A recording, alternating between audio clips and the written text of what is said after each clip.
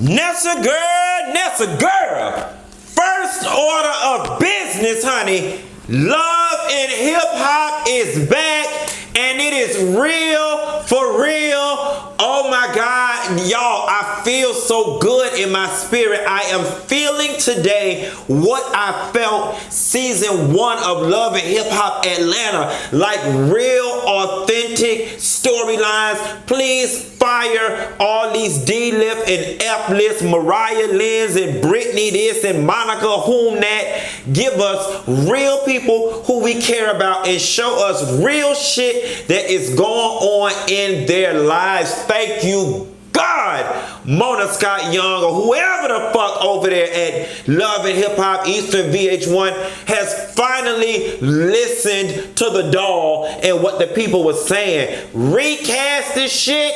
Get these people ass off of here. Stop it with all this fake shit that we can see through and give us the real. And this was a very, I don't even know if entertaining is the proper word to use. I wasn't entertained. I was interested. I was engulfed. I was inundated with thoughts after watching this episode of Love and Hip Hop New York. Yes, God, they brought it, y'all. That's the girl that got rid of all them F-list chicken noodle soup and I was a hoe and I'm owning it, or however the fuck she said it. And they brought us the real, brought people back. Let me tell you something. That opening sequence with Joe Budden narrating the show, that was motherfucking genius. I loved it. It looked it good. And I was hoping that Joe would have not only narrated the opening, but would have narrated the whole show, and y'all would have continued with that format of that opening sequence. A girl can wish I didn't get it, but it was cute. Y'all got all celebrity people. I had been telling y'all ass for the longest. Mona ain't no dumb bitch. Ain't nothing about her dumb. She ain't dumb nowhere in her spirit. Not even in her bag. Not even just a little bit. All that swoopation, because Mona keep her a nasty swoop. That's to protect her brain from them ideas. I told y'all many years and videos ago that Mona was going to grow that brand to the point where real artists actually wanted to be on it. And we have got it down to the point, bitch, where we got, we got a couple D's and D-lists on there. We got a C or 2 on there, but girl, we getting us some B. We getting us some B pluses, bitch. We getting us some B pluses. Now, I mean, they did that. Let's just get into the episode, because I can sit here and sing these hoes praises all day. And I feel like I should, for as much as I've been clowning them about that bullshit they was putting out in the past. But you know me, bitch. I'ma stand with you when you're right, and I'ma read you when you're wrong. Love and Hip Hop New York, y'all got this all the way right. Okay. Joe Budden. Oh, I already said that, girl. I had went up so high, I don't even know where low at. Sin Santana and Joe. I almost called that lady Sin Santation. Do y'all think Sin and Joe's relationship is real? Like, do you think it's real, or do you think it's just convenient for what they got going on? I mean, she done had a baby, and not that makes things real, but bitch, it's real enough. She on here begging Joe for dick. And, that man don't want to fuck her. I was just thinking maybe he going through the change. I mean, maybe his libido ain't no more, and he just don't, as much as a sex problem that he got or that he had, showing his ding-a-ling all on the Instagram, not on the Instagram, that wasn't out because he old. Showing his ding-a-ling all on the pictures or whatever they had came out. I mean, he had like the fuck from what I had know. I'm finna regret all of what I'm about to say, but girl, put his ass back on them goddamn drugs. Maybe he'll get horny then. How about that bitch get addicted to Viagra's, baby? He'll be ready to fuck then. I don't know. If I had to put a fork in anything and look at it and turn it a little bit and scrutinize what might be real and what might be fake, I ain't seeing Santana running around begging for no dick from Joe to be all the way real. But then again, Joe is old as fuck and he just might be going through the change. So I'ma sit back and reserve my judgments for we get on that. But Joe and Sin, it's good to see you. Now have a seat. Safaree is back. Let me tell y'all something. Safaree is the hardest working man in television right now. Tom Joyner's the hardest working jock in radio, and Safaree is the hardest working man in television. Mona them are definitely getting their money's worth out of that Safaree because he is bouncing from Miami to LA to New York. I know that's right, Safaree. Keep your paper coming in steady. I guess you said if you're not going to be on Nicki Minaj payroll no more, you're going to be on Mona Scott's payroll. And quite frankly, Safaree, I mean, you know what? I think Safaree deserves everything that he is getting because he does have a likable personality. He is one of the crowd favorites or whatever, and the ladies do like him. So it only makes sense to float him around and milk him if he's available. Juelz Santana and Kimbella is back. Let me tell you something. In the past, I have never liked Kimbella and Juelz' story. I always felt like Juelz, was doing just enough to stay employed, but not enough for me to give a fuck. But I like that they giving us the real. Now Juelz, girl said that he had done fucked around and got stuck on them Percocets. I said he had some dental work, but the gag is in his confessional, he talking as if he currently having dental work. I hope he don't get back on them pills. Nevertheless, the nigga talking about he got on them pills after some dental work. I'm gonna be honest with you. I don't bit more believe that dental work shit. I don't have plenty of dental work, okay? Plenty and need plenty more, okay? Them hoes done gave me Percocets and Oxys at the same damn time. And after 2 days, I ain't need them no more. No, bitch, you was drinking that lean, popping them perks and them oxys and had them fucked around and got hooked to it. But it makes it better if you can pass the buck and say, I didn't voluntarily get addicted. The doctor gave it to me and I said, I ain't buying it and I'm not buying it because of the industry that you live in. You expect us to believe that your ass to go drink syrup, lean, codeine medication, or you did that voluntarily, but you didn't take Percocets voluntarily. Girl, bye, Miss Juelz. Girl, child, I believe that about as much as I believe Kimbella Slim. Okay? Trying to lie to me. I don't think so, but we gonna go ahead with it. If you gonna let us know your real business and see you down in your mama house that could use an upgrade while you at it, then we gonna go ahead and rock with it. Juelz Santana done ran out the airport with a gun. Mama said she was so high, girl, so high she could reach the sky. Okay, she said she was so high that she just took off running out the damn airport. She didn't know no gun was in her bag. And I do believe him when he say he wouldn't knowingly put a gun in his bag and go through the airport. I do believe him. Quiet as it's kept, bitch. I went to TSA one time and had a whole Phillips screwdriver in my book bag. And when them people stopped me, I was like, ooh, how that got there? It was my screwdriver because I had a yellow and black one. It was mine. But I don't know how it got in my bag. So, he probably could have thought that was in the person's bag that was driving. It was in his bag the night before and he was so high he forgot to take it out. I do believe that portion because I don't believe somebody with his criminal background and his current profile would travel with a gun. But that's what happened when you pop all them pills. His mind was bad, Nessa girl. That's what it is. His mind was bad.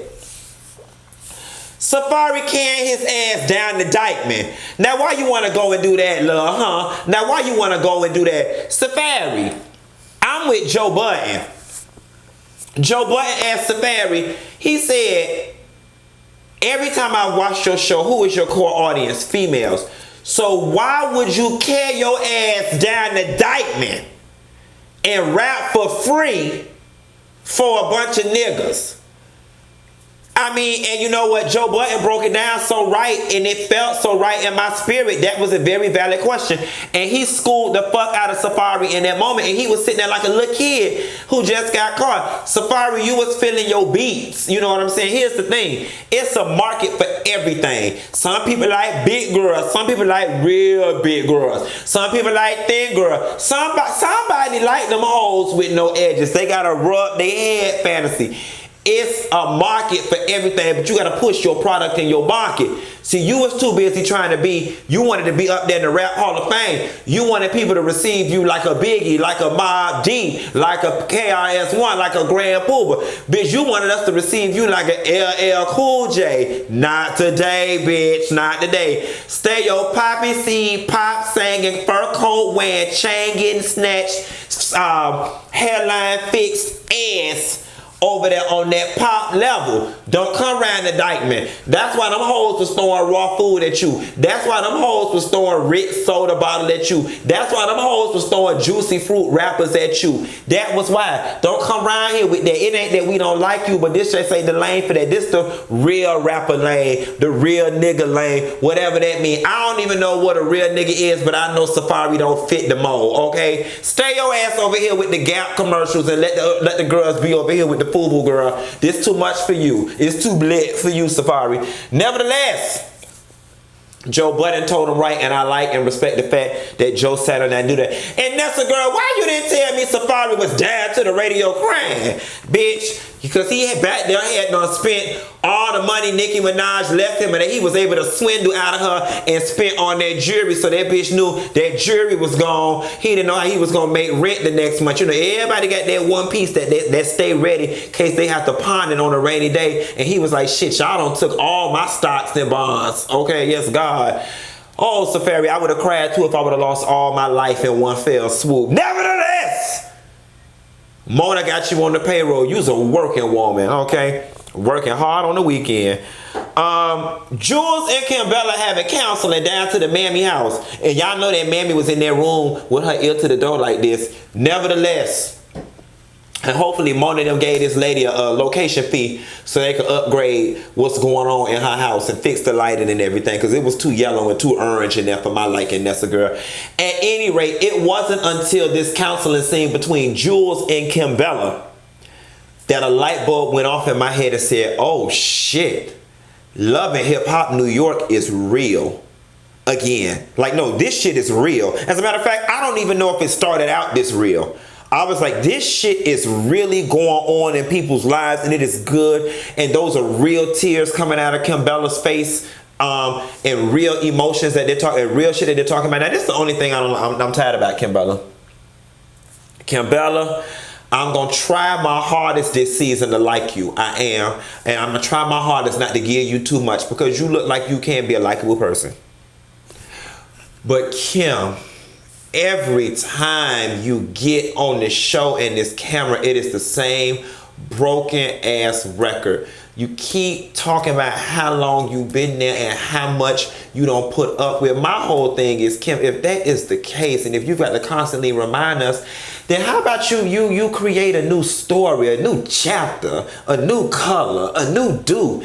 Get the fuck up out of there, because it seems to me year over year that you just adding more years of pain, stress, struggle, and strife. It don't seem to be working for you, mama. Like, and I'm just tired of hearing it, because I know you have to go back and watch this stuff. We've been hearing you say this from the beginning, and then we don't watch you add 6 more years. See, when we first met you, you was just saying 5 years.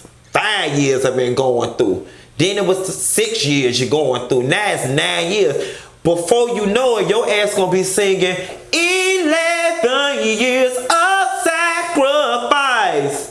And you could leave me at the drop of a dime. Swallow my tears. Stood by your side.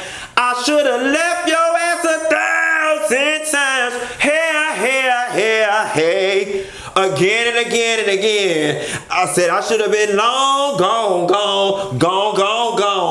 I'm not gonna cry. It's not worth the time. Boy, you lying. Oh, I'm not gonna shed a tear cause you lying. I'm not gonna cry. Ooh, I said I can't do it, cause you were never worth my tears. Oh, I'm not gonna cry. How many of y'all, all the tears I cried, how many of y'all sung that with me the whole way through? It's so weird how songs can make an impression on your brain. And I remember every ad lib and run, whether I could do it or not. It ain't for debate. and you hoes don't need to jump in the comments and be like, oh, I hate when he sing, and oh my God, fucking Dineva, you don't gotta sing. I ain't been to Kimbella in about a month because my money ain't right, and I damn sure couldn't go to Miss Jazz, so I ain't been in 30 days, and that's why I sound like I got a Billy Goat's gruff in my throat. And don't make me feel insecure about it, okay? Because I was learning and I was doing good. I just didn't do good today, okay? I'm like Queen Naja on the Soul Train Awards. I really can sing. I just didn't do good today. Okay? And everybody, Aretha Franklin didn't sing good every day. I could sing. I just didn't sing good today. Or whatever. And I might have used my throat for some improper activities this weekend. That's what it is. Nevertheless, Alexis Skyy is back. When this whole Grace My TV screen, bitch, I just was ready to go in the bathroom and take a damn shit and not even pause the damn TV. I was like, oh my God, they done took this hoe out of Atlanta, carried her ass to California, and now she up here upsetting my spirit in New York after they done started this great show. But then she got to talking. And then when mama got to talking and her feet got to walking, they need to put me on the thing. You see how I did that real quick? I was like, oh shit, she sounds different than that thirsty ass groupie chick from Hollywood, LA, from LA Loving Hip Hop. Then when she came into the office and started talking and they started flashing back to her confessional, I said, oh shit, okay, I mean, you know, she talking and I hear her. And it looked like little mama got a little something to say. Little mama got a little something to say. I say, well, say it then. Say it. Then she got to talking and carrying on. I'm like, oh Lord, here she come with this fetty shit. Then I thought to myself, you know what? Alexis Skyy must got something on Mona them that they just keep flipping her ass from show to show and just forcing her down her throat. Then Fetty walked his handicapped blind ass in the goddamn room, and I said that's what it was. There you go, right there. Right there. That's what Mona was buying for, right there. Let me tell you something, that check was sizable. That check was sizable, baby, because Mona got that Fetty. That check was sizable, or Mona paid that back child support. That one or the other, because she got him on there. And it looked like he down with the get there because he doing some of his most embarrassing stuff on there. Or whatever the case may be. And once again, I'm interested. And once again, Fetty Wap solidifies and codifies, ratifies, and rectifies everything that's going on with this season. And everything that was wrong with it, all the rest of them. Yes, God, honey. Get it together. Y'all must have got some extra budget that money down there. Get it together. Hell, come down to Atlanta and flush it out. Matter of fact, while I'm trying to get my phone back working, somebody call the Atlanta Housewives people. They need to flush their ass out too. Flush it out, honey. What to do with it, girl? Flush it. Flush it out. Bring some new people in who got new things going on, stuff we don't know. Flush it out. All of them. Flush it out.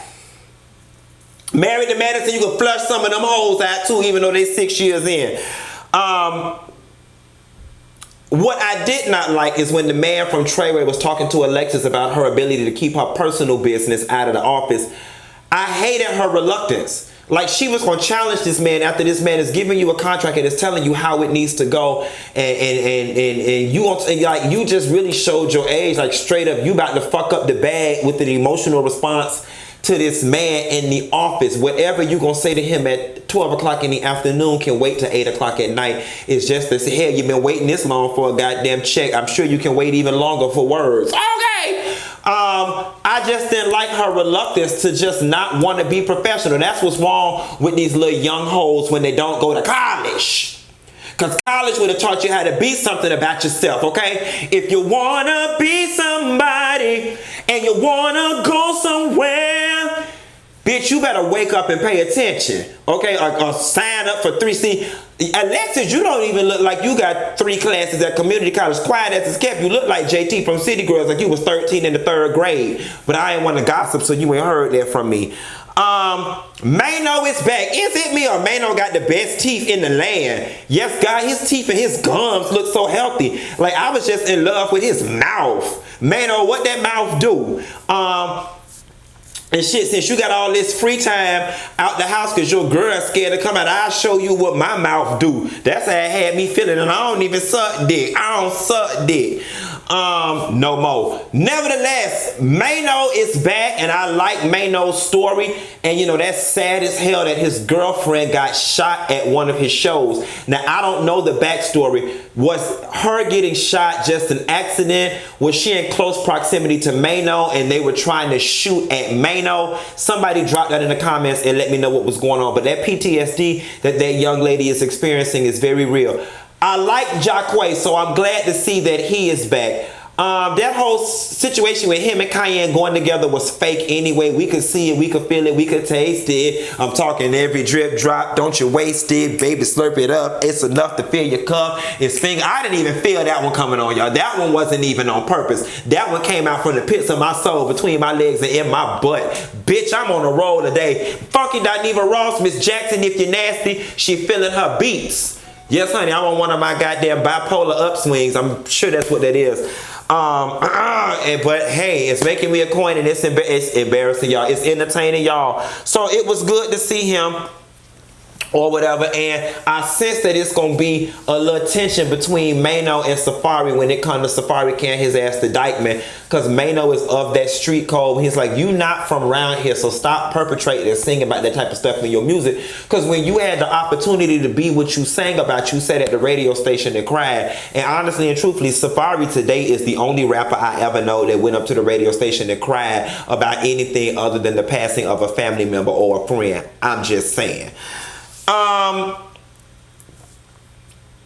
Kimbella, Alexis, and Sin hanging out. That was cute or whatever. Although I get the impression that Sin though bit more no goddamn Alexis. That about was the first or second time they had seen each other and or film. But we gotta make everybody work, and why not make it work over y'all being mommies and y'all get to know each other. We didn't get to see none of Yandy this season, but it looked like Yandy gonna have something going on. And see, I like from the preview Yandy with the adopted child or whatever. I like the fact that Yandy said, if I ain't gonna have no interactions over here with y'all and I don't play this man DC being in prison thing to damn death, then I'm gonna get something going on the outside that make it interesting enough where I can stand alone. Yes, God, we didn't see none of Papoose and Remy. They don't find little more ass. Maybe they'll let her pop back in. It's like a little roach of the show, a little flea. You know, I'm gonna give Mo the business all day after what she did to Queen Naja. And last but not least, Joe Budden's little podcast, Sin got up and asked a little question. She stormed out of the truck. I'm not even finna really talk to y'all about that bullshit with Sin and Joe, because my spirit telling me it is not real, and if it is real, it ain't that real. I will say though, Joe, you need to fuck that lady. And for men out there who don't want to fuck they ladies, you know, when you don't fuck a person that you've been fucking regularly, it makes the person feel like it's them. Like you're not attracted to them anymore. And if that's not your intention, just hold your breath and fuck fish. Damn. Nevertheless, last but not least, Juelz and Kimbella at the damn park, and Juelz gets the phone call about either taking the plea deal, which is 5 to 12 or 12 to 18 months, something like that, or taking the trial, which is up to 10 years. You know, you've got a family that you've got to support, and so you've got to err in the side of caution, and I think he should just do the 18 months. In the grand scheme of life, it will pass relatively quickly, and you might not even get the full 18. What do y'all think? Nessa girl, now y'all hoes better like and subscribe the way I went in on this one. My throat hurt, and I still, Housewives upload, and I still got to watch Married to Madison and do that one. I'm going to give it to y'all tonight because I'm committed, baby. I'm feeling the spirit. Be sure to like and subscribe, and I will call you later, Nessa girl.